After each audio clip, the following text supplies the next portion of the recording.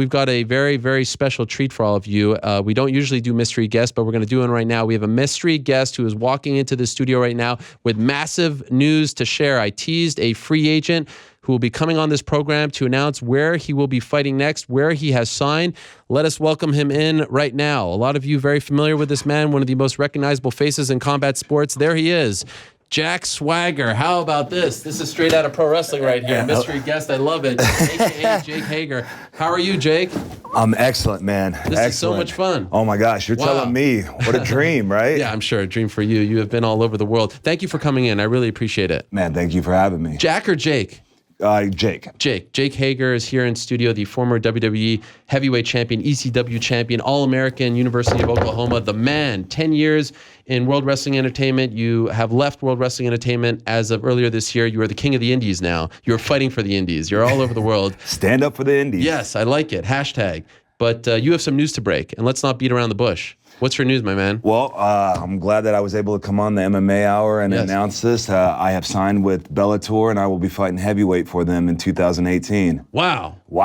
Congratulations. Thanks, man. A little in shock still. A little surreal. But very excited about it. Something that I've wanted to do for a long time, and let's be honest, something that's been a part of me, so it makes sense, right? Yeah, there's so much. Okay, I have a lot to ask you about here. When did this get finalized? When did this get done? We have been working and talking with them through the summer. Okay. We started negotiations and whatnot, and it literally got finalized this weekend. Okay. Where we came to terms and are excited, and next step would be to set a date. Did you reach out to them first, or your management, or did they reach out to you guys? We reached out to them. Okay. Yeah. Did you leave WWE because you wanted to pursue an MMA career? Well, it's funny. Everyone asks me that. Why did you leave the WWE? And for the longest time, very thankful for my career there. I mean, an average career up there is 3 years. I was able to go 10 years up there.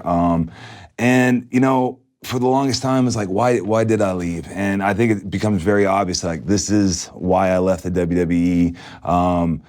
I wasn't allowed to really compete up there, even though I felt like I could take anyone in the locker room.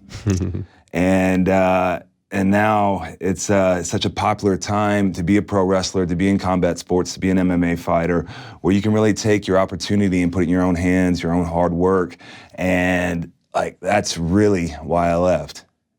Were you a fan of MMA while you were in WWE? Like, were you the kind of guy who watched those fights as you were progressing as a pro wrestler and saying, like, I need the real stuff. I want to get punched in the face. I don't want the scripted stuff. Like, was that going through your mind towards the tail end of your WWE run? Yeah, absolutely. I think there's certain types of guys that just need to be punched in the face, want to taste blood. Okay. And I think I'm definitely like that. And maybe I got away from that for too long.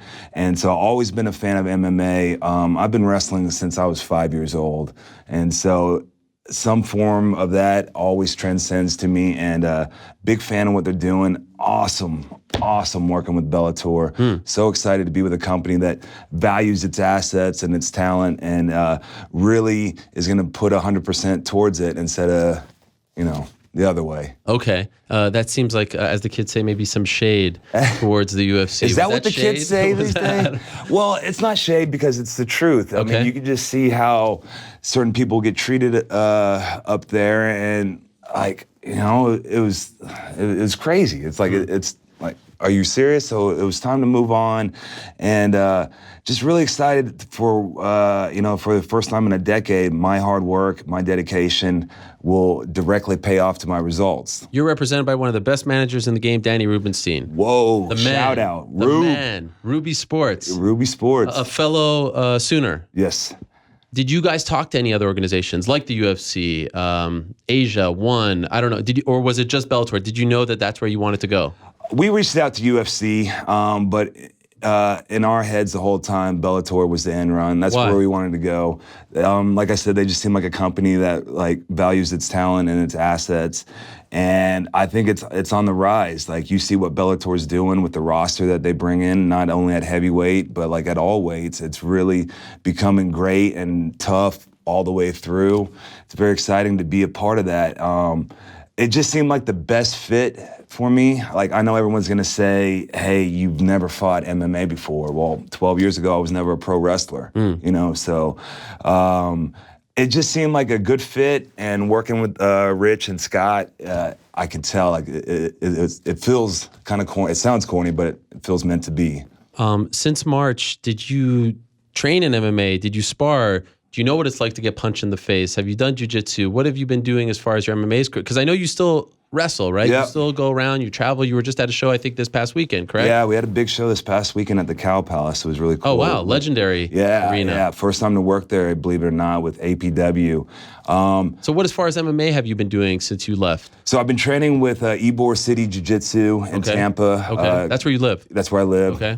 Guy there, Joey Best. Been doing strength and conditioning with Josh Rafferty. And Former Ultimate Fighter. Former Ultimate Fighter, mad scientist when it comes to, I mean, he just really knows, I think he knows amateur wrestlers, so I think it's a great fit for me and him to put together and go on this journey together, because he's gonna know what I need to do and how to translate that for me into this stuff. Because, I mean, it's no clue. I have a lot to learn. Yeah. But we're learning fast, and it's very exciting.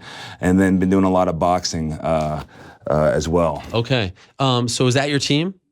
That's my team for right now. Okay. Yeah, we haven't signed with any big organization right now.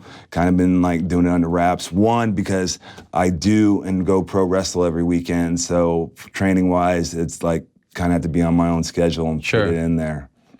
Did you talk to, I don't know, what's your relationship like with Punk? Yeah, Punk, Lashley, these guys who've tried to do both. Have you talked to any of them about how difficult this may be? I haven't talked to Phil since he left the company. So you were very close friends. I mean, when you travel as much as you do together, you become acquainted. You know each other. Definitely. I'd say we're friends, but it's more of a work relationship. Sure. I recently ran into Bobby a couple weeks ago at a show, and man, he was so excited for me. I kind of broke the news to him early. Oh, wow. Sorry, Bobby. Yeah. And he kept the secret. He did keep the secret. Well done. And he was very excited for me, and he was like, absolutely, you should go and do this. Okay. So I think that was a nice seal of approval and a good confidence booster. I'm friends with Chael Sonnen. He's been absolutely great as a mentor and any questions I ask, but very excited, yeah. Will you be pausing the pro wrestling stuff while you try to, get ready for your debut, or are you going to try to do both at the same time? Man, I think it's cool right now that there's a huge opportunity here to do both at the same time. Very fortunate that I have a little bit of a name and a following. So I kind of want to do both. I want to pro wrestle and I want to be a fighter to help each other. It's 2017, about to be 2018. Combat sports is the most popular in the world right now. And like Mr. Mazzulli was saying, how fast it's growing. So I think if you're able to do both and you can stay healthy and you can, be honest with yourself and say, hey, I'm ready to step in that cage while I can still go wrestle on the weekends, then all for and do it. It's a special thing and it's going to be difficult, but it sounds like a lot of fun. And I think right now, at least you see what pro wrestlers is you want, the ball in your court and in your hands, and you want that opportunity. And like, this is the best opportunity for me to take my future into my hands and really see where it can go and how far it can go. I mean, everybody wants to cross over, movies, whatever. I'm not really a movie guy. I like movies, but I'd rather go and, like you said, get punched in the face, or maybe not get punched in the face, and go that route. I've been doing this since I was 5, so it makes sense for me, and I would definitely love to keep pro wrestling and become a professional Bellator MMA fighter. Okay, so you mentioned heavyweight, right? Yeah. How much you weigh right now, if you don't mind me asking? How much you expect to weigh when you are an active fighter? So right now, I'm about 271. Okay. So heavyweight really works perfect for me. I would say so. I've always been a type that, like, I'm tall, lanky, keeping weight on is a problem, so I'm going to try to bulk up as much as possible. So when it comes down to the fight, I'm going to be right at the mark and be 265. You're going to be a bigger heavyweight. Wow. And hopefully still be able to move. Wow. How tall are you? 6'5". 6'5". Yeah. For those, and you've been mentioning, you've been wrestling since you were 5, Oklahoma, actually a 2-sport athlete at Oklahoma, wrestling and football as well. I know that there are fans who watch our sport who are big pro wrestling fans. I don't need to tell them anything about you. They know who you are. They recognize the face. But there are also fans who sometimes get a little hot under the collar when wrestling and MMA mix, even though there's a long history there. Right. Tell us about the wrestling background, how long you've been doing this for, because CM Punk, I'll say I consider him a friend, and he's been very kind to me. But your background is different than his. You competed in wrestling. You're an All-American at the University of Oklahoma, one of the best. So I just want people to recognize what we're dealing with here, because it's a little different than some of the other situations we've seen in the past. Yeah. So I started wrestling when I was 5. Very fortunate to grow up in Perry, Oklahoma, wrestling capital of the world, where everything around there is amateur wrestling. Great coaches. 3-time state finalist in Oklahoma, 2-time state champ. Had offers out of high school to wrestle and play football. Oklahoma just won the national championship back in 2000. And so, okay, I'll go play football. And then I ended up doing both there, and it was really a blessing in disguise, even though it sucked at the time. Why? Man, just because I feel at the Division I level, it's so tough. It's a job. It's not a hobby anymore. Okay. And of course, we're paying for college, but there's a lot of money on the line. So you're required more. You have higher responsibilities. You literally have your school, your practice, and then you have a whole nother sport where you have to do the same thing. And then you have to be accountable for your teammates and be a good teammate. So it was very busy at the time, but blessed. And I got in All-American in 2006, and then in March, and then by July of 2006, I was signed with WWE to become a pro wrestler, which at that time I had never seen a pro wrestling ring up close and personal. Really? Only in TV.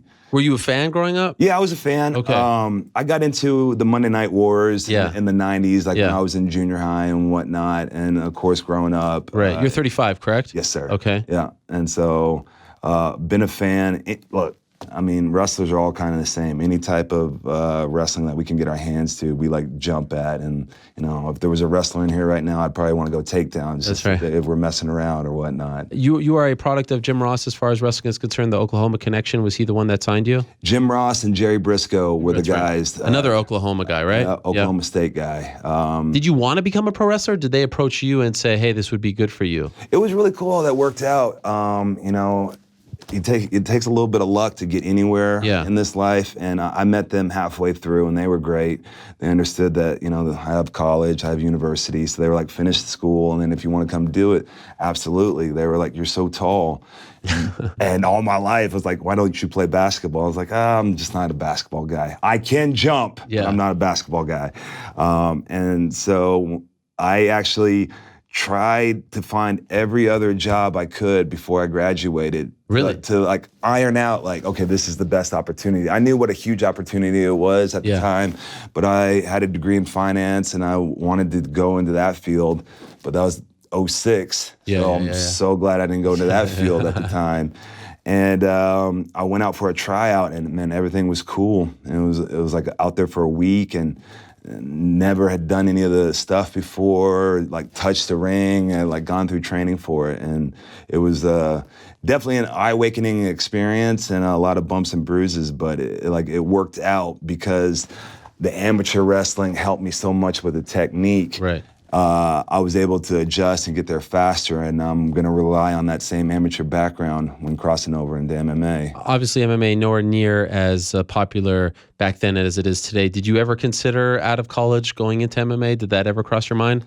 It's funny. When I got done wrestling in college, I was like, there's no way I can do any more athletic competition. My body is beat up or whatnot. And man, it's amazing what you can do. It really is. What your mind says and what you really can do is two different things. And so I had guys going into it then at the time that I knew and I was friends with. Johnny Hendricks at that time is a friend of mine. And Oklahoma State, though. Oklahoma State. You guys interact? I thought you're not allowed to talk to each other. I could say it now. Okay, but, right. But, back then. But like seeing what guys like that did, Cain Velasquez. So I was training for the WWE when they were all kind of breaking out and doing their thing, and it was very cool. I considered it at the time, but like you said, it wasn't that popular, and honestly, I didn't like follow it that much. Okay. When you saw guys like Brock do well and all that, I mean, I felt like the locker room was always very supportive of him and his endeavors. But when you saw someone, like, was there a moment where it all changed for you, where you're like, this is something I really want to consider? Like, do you remember that moment when you started to actually seriously start to consider it? Me and Danny Rubenstein, best manager ever. Right. We had literally been talking about this for at least 5 years. And when it first started, I was like in contract negotiations with WWE, and I ended up signing another 5-year contract. Okay. So we were kind of like, okay, we'll wait. And it's always something like we have a buddy that we wrestled with at Oklahoma named Matt Grice, great fighter, the great guy. Yeah. He had a fight in Tampa, and we met there, and that was really kind of like the eye opening for me, and like kind of got my love for it. Like, oh, I want this, and I felt it, and ever since then we had kind of like working towards it and slowly building until we're here. So, did you enjoy being a pro wrestler? Yes, I did. You did. You're happy with it? Yeah. I love pro wrestling. Like I said, I love any type of wrestling, but there's something about being able to get the crowd in your hands, and whether they're booing you or cheering you, it's awesome. I mean, what do you prefer, booing or cheering? You know what? I grew up in Perry, and we were very fortunate to have a good program. And we wrestled the bigger schools, but we'd also wrestle the smaller schools because we're a small town. And when we'd go to these small town tournaments, everybody would boo us because we would have like 13 of the 14 weights in the finals or whatnot. And so I got my taste for booing then. I loved it. Okay. Like, it was just awesome. Like, boo the crap out of me. I'll do it. And then I was a heel bad guy for most of my career with the WWE, and I was fortunate enough to switch over to babyface. And maybe the egotistical part of me started liking the cheers and whatnot, like anybody. But either way, as long as you're reacting, it's fun to be in there and to control them. If you can control the fans, because they're their own beast, and they're going to follow what they want. I know it's a grind and there's politics and things like that. Any regrets from your run in WWE? I'm not going to be one of those guys that is bitter and, be mad about what I didn't accomplish. I'd rather just say anything I didn't accomplish was on me and that I should have been better. For the longest time there, I felt like I was literally the toughest guy in the locker room, yet I would go out there and have 2-minute matches with guys that couldn't hold my jock. And, it even got to the point where, like, I pitched to them. I was like, look, I got something to prove. You guys are a great platform. Let me prove it. Let me have pick the fighter. I'll fight anybody. Put them on your show and I'll fight them. Oh. And, they didn't really want to go down that route. Like a real fighter we're talking about? Yeah. Wow. Like a shoot fight. Okay. Let's go out there and, let's do something different along those lines. And I don't know if they just didn't believe in my abilities, but now we're here to show it. But it's crazy. Stuff like that always happens, and it just got pushed to the side. And I was like, all right, well, I'm still here. I'm going to go do it. It's a great opportunity that I'm going to take advantage of. The whole we the people American thing. We the people! There it is. Sorry, guys. No, I love it. Were you okay with that? That was controversial, right? Yeah. Were you comfortable with that? It's funny. My buddy John Piramini and I wrote that storyline. Oh, really? And we submitted it. You came up with it? Yeah, we came up with it. And the storyline that you saw was just like a microcosm of the big picture that we had with it. But that's what they took, and it just worked out perfectly. I'm okay with it. I thought it was great to make waves. We got Glenn Beck to cry about it. And to me, it's one of the biggest honors of my pro wrestling career to be a part of We the People, because I think it illustrates what pro wrestling is, and like the fans, they like something, they'll take control of it and it'll evolve, and it's no longer like an American political storyline. It's literally for the people, and it's not just America. When I go to the UK, when I go to Japan, when I go to Australia, when I even go to Mexico, they all stand up and say We the People, because it's transformed and evolved into a people movement. And to me, that's what's best about pro wrestling is that the fans take it and Sure. they make it their own. Did it ever get weird? Like, sometimes people take these things a little too seriously. Did you ever get any like weird, messages or people getting upset about the angle or anything like that? Not that Other than Glenn Beck? Not that I can remember too much. I know it was very controversial at the time, and it was harsh language. Yeah. And could we do that angle now with the president we have now? Maybe not.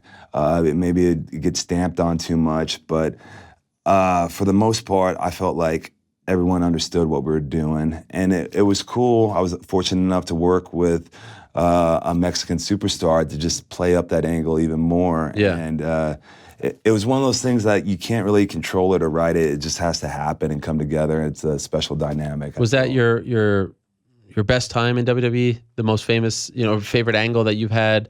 Was that the most fun that you had while a member of the roster? Oh man, very fortunate to be to work with so many great guys up there. Definitely one of my best parts of my career. The tag team with Dirty Dutch Mantel, Zeb Coulter, and Antonio Cesaro, the Real Americans. That was just something special that kind of came together off of an injury, and it really turned into something. And I have to thank Cesaro a lot for the popularity of We the People, because that guy is just a rocket ship. Ride him to the moon. And I would definitely put it up there. I mean, being friends with Zeb and Cesaro, I'll put that up there, and being able to work with them, I'll put that up there with winning a World Heavyweight Championship, because that's how instrumental they were. Wow. Not only in the ring, but outside, Sure. in the personal life, which, when you travel that much, you really have to rely on those guys. The travel's horrible, right? It's a lot of work. Yeah. Like how many days a year were you averaging? Over 220. Oh my God. Friday through Tuesday. So like sometimes 36 hours at home and you're back at it again. And so you got to have a great support system at home and people that understand like what we're trying to do. I'm from a small town in Oklahoma. So for me, the travel was one of the best parts, because I got to go out there and see the world and see things that I probably couldn't pronounce at the time. Right. Now I'm very well spoken. That's right. So to be clear, you asked to be released, right? Yep. Because it was a weird thing where I think, wasn't it on Chael's podcast where you announced that you wanted to be released, and then the WWE said, no, you're not released, and then a few days later they actually released you? They were like upset that you said it first. Did that happen? It was something like that. We had been in contract negotiations, and it just got to the point where they stalled. I felt like they were dragging their feet, and because they really didn't want to come to where I was at, even though they were telling me I was worth that.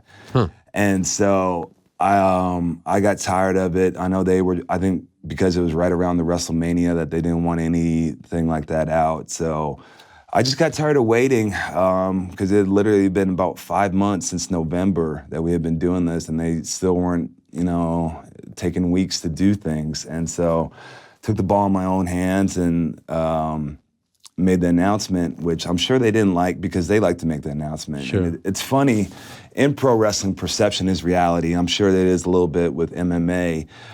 So like if they were to release me, is my value lower because they released me, or is my value higher because I said, I'm tired of this, I'm better than this, and I can do more, and I'm tired of being wasted? So it's kind of like... Smart. Yeah.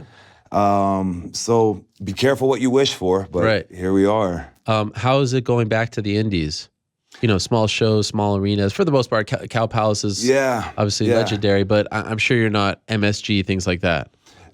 So far, so good. Everyone is worried about bad promoters, bad promotions, getting stiffed. For me, so far, so good. Everyone I worked with has been beyond hospitable. Okay. Like I said, I was very fortunate to go right to the company, so I haven't been in this side of it. And it is different, and there's a lot of things that you have to learn as far as how the crowds work and the shows and the types of matches that you can have and what they expect from the matches. So it's definitely a journey, but it's been great, man. I'm learning a lot, and part of the reason why I left is because I wanted to go fight, but also at the same time I wanted to become more of a pro wrestler, more complete pro wrestler, and wrestling, MMA, whatever, life. It's a journey, and you're going to have your roller coasters, your ups and downs, and you got to ride out the wave. But like, I love the indies because it's so intimate. It always feels like the fans are like right on top of you, and you really get to give them more of an experience from a fan's point. Like, I meet them on like almost every show. I'm doing meet and greets, and it's cool to see how popular it can become. And even though they are smaller shows, they're very powerful shows. Okay. And I think that's like the thing that gets out there. I mean, I think internet is the future of TV. I think internet is the future of pro wrestling, and all the big promotions on the independents all stream their shows live. And, you know, with social media, it's just as easy to get a name out there without a platform. Right. So it's a lot of fun, interesting, and it's a lot of work at the same time. Are you Jack Swagger on the indies? I'm Jack Swagger. You own the name? No, I don't. So how do you go about that? I don't know. Okay, I won't make a big deal. What about in Bellator? It's going to be formally known as Jack Swagger, Jake Hager. Okay. Still kind of working out the details. We reached out to WWE and, you know, told them what was going to happen and see if they wanted a part of it. And What do you mean? With the MMA thing? Yeah. You reached out to them? Well, I reached out to them, told them it was going to happen, and you know, because the whole owning names is such a big thing in pro wrestling right now. They like to control everything. Of course, it is a money maker for them, an asset. So, look, I get it. Seems a little silly that you can own a name, but reached out to them and, you know, like, asked them what they'd be comfortable with, and they kind of kiboshed it. So I was like, all right, man, you guys are missing out again. Wow. So wait, but they're letting you do it on the indies? Or you're just not, you're just going with it? You know, ride her till she bucks you. You don't ride at all, I guess. All right, fair enough. And so you have a wife with 2 children, correct? Yes. How did your wife feel about you going into MMA? A little different, right? Was she supportive right off the bat? Yeah, she's very excited. She has always been a big MMA fan. Oh, really? Yeah, she's, you know, trained jiu-jitsu a lot of her life, even though she's a model. Okay. First time I told her that I loved her, it was after she woke me up from choking me out. Okay. All right. Is that domestic violence if your wife chokes you out? I don't, you know, whatever floats your boat. Why did I even say that? But she's been very supportive. Definitely could not do this without her. Man, such a beautiful woman and so smart and so tough and resilient. And like understand the position that we're in and the huge opportunity that this could create. So it's really special and very lucky to have that support system, and it just is going to make training and getting ready for this even better. So you'll be training, at least as of right now, in Tampa. Yep. You said 2018. Yeah. First quarter, second quarter, what are you thinking? Well, I'm definitely not on that CM Punk schedule. What does that mean? Well, I'm going to fight in 2018. I like to fight twice in 2018. Okay. So we'd probably have to do first quarter, end of first quarter. Okay. April, May, get that first one under the belt. And if I'm still standing, we'll go to the next one. But how many fights did you sign for? It's a 6-fight deal. 6-fight deal. Good deal? You happy with the money? Very happy with the deal. How does it compare to the WWE deal? It's kind of different because that deal is more like, it feels like per show, where this is like an overall coverage type deal. Okay. Very happy with the deal. Felt a lot of love from Bellator, and I feel like they're very excited to have me be a part of the roster. Not just be a freak show coming in to take some money. I'm here to compete. I'm here to, you know, be a champion. And, you know, if I become champion at Bellator, you know, I feel like that's almost bigger than a champion at WWE right now. Any concerns about the age? 35, not a lot of people. I mean, Randy Couture did it later on in his career. Yeah, absolutely. Okay, so no problem. I think I would be a fool not to be concerned about it. Okay. I mean, this is a very serious thing. I mean, those guys that go in and do this are like tough as nails, and it's their family versus your family. So, honestly, like I can't believe it. My body feels better than I have. Since I started training this year, it's one of those things I was like, why did I ever get away from this? You know, I should have been doing this for at least the last 5 years since me and Rube started talking about it, because once I started training, I just realized that, yeah, this is me. This is who I should be. Punch me in the face. Let me taste some blood, and let's compete. So very happy with the contract and what they are doing for me, and glad to be under the Bellator umbrella. They just announced a heavyweight tournament. How cool is that? Yes, good timing for you. I mean, the heavyweight division now, all of a sudden in the news, they don't have a champion. You're not going to be a part of that, though, right? I mean, you're not going to be an alternate or anything like that? I think that's a long ways off. Okay. I mean, there's guys who have been around for decades. I mean, honestly, there's probably 10 to 12 guys that could go in there and deserve it more than me. Okay. That's happening later in the year, right? So it starts in January. Oh, it starts in January. But it kind of covers the entire year. Right. So, I mean, if there's an injury or something, and I don't know, if I have a lot to prove, so I'm kind of focusing on that, and then, we'll worry about the title picture after that. Do you know who your first opponent is? No. Okay. No. I really don't care. I'm so excited to be here and fight. Just tell me the date, and I'll fight him. So you said April, May is your preference. Yeah. One big thing that Bellator has been doing lately with the free agents that they've signed is they're doing away with the win bonus, where it's just you get paid to show up and fight. And a lot of fighters seem to like that, as opposed to the UFC model. You get paid show money, and then if you win, you get the other half. Mm-hmm. Is your deal like that as well, the Bellator way, where you're just getting a flat fee to just show up and fight? Yeah, show up and fight, and don't disappoint. A couple bonuses in there if we reach any rankings or great television ratings or whatnot. But show up and fight, pretty plain and simple. Wow, and you will have sponsors. That's one thing you could have in Bellator that you can't in the UFC as well, right? Yep. At least during the fight. Yeah. Working on sponsors to go forward, especially to help with training and whatnot. So I'm open. By the way, did you watch Punk's UFC fight? I did. What did you think of it? That was a hell of a double leg by Mickey. It's easy to sit here and talk shit about stuff like that, but the guy supposedly put his heart into it and is still training. So hats off to him. I come from a little bit of a pro wrestling mindset where stuff like that seems like it was for the money, and so if you made a lot of money from it, great, good for you. But at the same time, it just seemed like he just went right from pro wrestling into there and wasn't training for 2.5 years. That was just my opinion on it. Was everyone talking about it? Was it did you guys watch together? Were you on the road somewhere and everyone got together and watched? Do you remember what it was like? Well, definitely the boys were talking about it and wanted to see what he could do. I don't exactly remember where I was when I watched it. I'm sure I was on the road, being a Saturday night. That's right. Yeah. And, like Punk or hate Punk, if you're a pro wrestling fan, it's a small knit community and we like to support each other. Sure.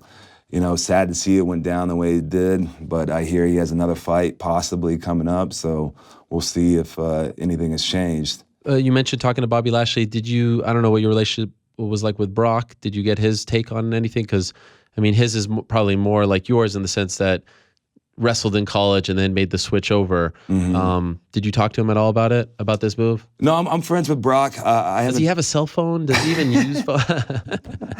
It's so weird. The idea of Brock on the phone is just weird to me. It's such a foreign. Well, he's from South Dakota. I'm from North Dakota, so damn. Okay. I can't make too much fun of him. It does seem very funny to think about him on a cell phone. I remember the first time I talked to him, though, he had some kids from Minnesota up behind the scenes, and we're saying hi to him. And we spoke for a little bit after that, and I thought he was very intelligent, very smart guy, and knows who he is. But I haven't spoke to Brock since I've been considering this now. Right. So right now, have you ever been to a Bellator event, by the way? Have you ever seen it in person? I'm sure you've watched them, right? Oh, yeah. Do you like the presentation? Because honestly, it's a little more like pro wrestling than the UFC's presentation with the ramp and the video. They let their hair down a little bit sometimes, right? This feels like the perfect fit, in my opinion, as opposed to the UFC, because I feel like they're trying to do things a little differently and bring out personalities and maybe go against the grain. And I'm wondering if you felt the same after watching their events. This feels like a more natural fit for me. I'm a big fan of the product. I like what they do, and I like what they're trying to do. And it just feels like it's a movement and that they're kind of in it together with the fighters, opposed to telling people what to do and where to sit type deal.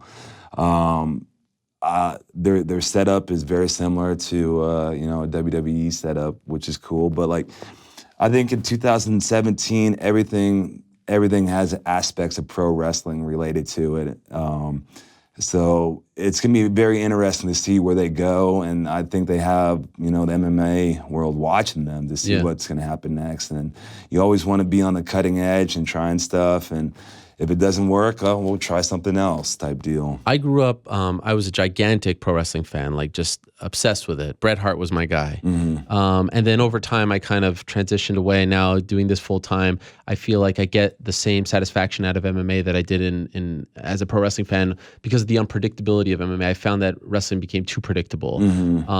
And it drives me nuts, even though I don't watch it these days, it drives me nuts when fans want to ignore the fact that, the roots of MMA are in pro wrestling. I mean, anytime a fighter calls out another fighter or, Conor, very much like a Ric Flair, right? The way he acts and dresses and talks and trash talk. It's all pro wrestling. The whole thing is pro wrestling. And so I think it's crazy when people want to ignore the relationship between the two. And I'm wondering if you will use some of the lessons that you learned in pro wrestling as an MMA fighter. Will you play a character? Will you talk trash? Or are you just going to be Jake Hager, former Oklahoma wrestler who's coming in and doing his thing? How will you balance that? I think that's a great question.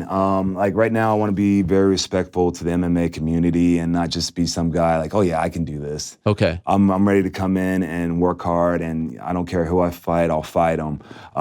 Once we get a fight set and we have a name, yeah, absolutely. Why not? It seems like that's the way to go. My wife is a huge GSP fan because he doesn't talk trash and he doesn't want to.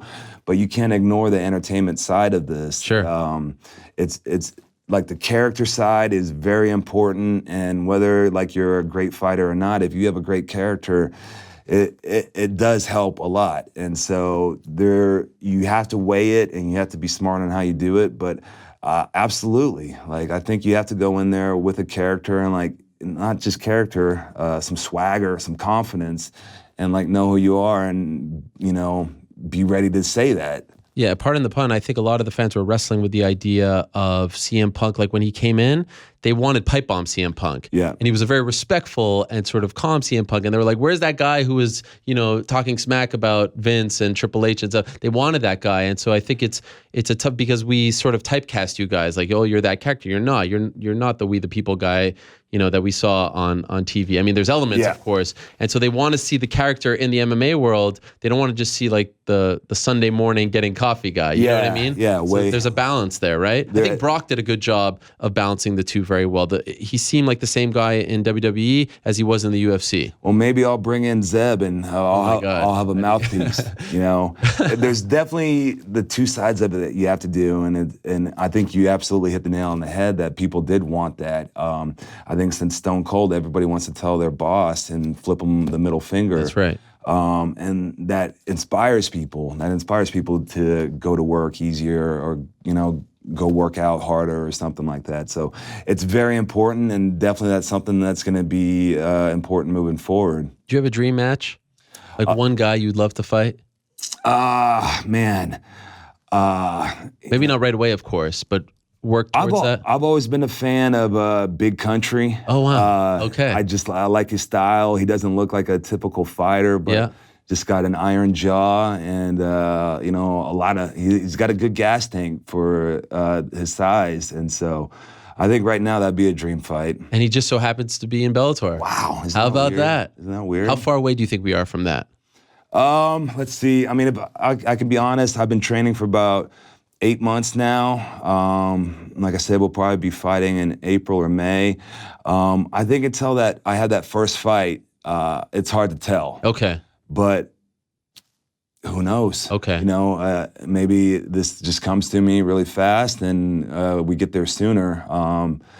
It's one of those things where you want to push it and you want to be ready for it. And, injuries and health comes a lot into that too. So I don't know, maybe 2019. How many years do you want to do this for? Well, it's a 3-year deal that I signed for. And is it like do the 6 fights or the 3 years, whichever comes first?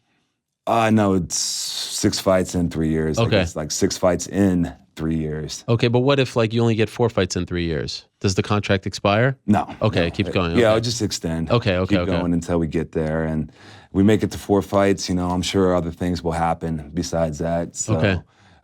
Very, very excited to do it. Do you want the debut to be in Oklahoma? They go to Oklahoma a lot, Thackerville to be exact. I don't know where that is in relation to where you grew up, but do you want to debut in Oklahoma? Does that make sense to you? Oh, man, that'd be cool. My senior year at Oklahoma, I got the rest of the national tournament in Oklahoma City, and I think the entire town of Perry came to watch me, and I still remember that feeling, and like having them up in the stands on such a big stage, like, wow, this is really cool to see what wrestling, to see what MMA can do and transcend. So fighting in Oklahoma would be great, but I don't care. Okay. I want to fight.